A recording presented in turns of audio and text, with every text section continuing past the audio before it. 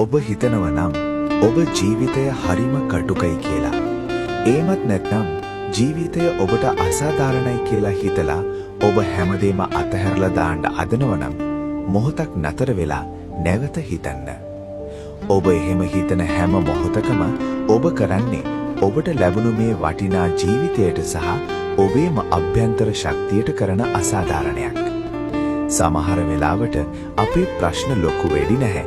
අපි ඒවට වඩා කුඩා වෙලා. ඒ කියන්නේ ඒ ප්‍රශ්න දරා ගන්න තරම් අපේ මානසික ශක්තිය අපි තවමත් දියුණු කරගෙන නැහැ. නමුත් මතක තබා ගන්න මේ ලෝකේ විසඳන්න බැරි තරම් ලොකු ප්‍රශ්නයක් කොහෙවත් නැහැ. ප්‍රශ්නේ තියෙන්නේ ප්‍රශ්නේ ඇතුලේ නෙවෙයි. අපි ඒ දෙස බලන විදිහ ඇතුලේ. ඔබට වඩා අමාරු ජීවිත ගෙවන මිනිස්සු ගැන මොහොතක් හිතන්න. ඔබ අද මුහුණ දෙන ප්‍රශ්නයට වඩා දහස් ගුණයකින් වැඩි ප්‍රශ්න සහ දුක් ගැහැට මැද ජීවිතය ජය ගන්න සටන් කරන මිනිස්සු මේ ලෝකේ ඕනෑ තරම් ඉන්නවා. ලෝකේ හැම ආගමික ශාස්ත්‍රවරයෙක්ම පෙන්වා දුන් එක සත්‍යයක් තියෙනවා. ඒ තමයි සැබෑ සතුට කියන්නේ පිටතින් ලැබෙන ජයග්‍රහණ, සල්ලි හෝ ප්‍රසිද්ධිය නෙවෙයි.